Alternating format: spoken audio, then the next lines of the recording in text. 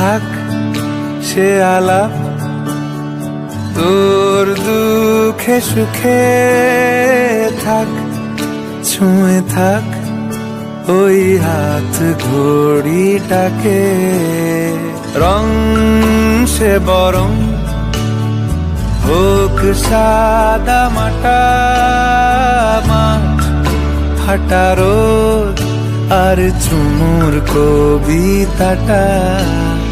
মাঝে মাঝে বুক কাঁপে ভাঙা চোরা সংলাপে, বাঁধ ভাঙা ইশারায় মন ছোটে খালি পা।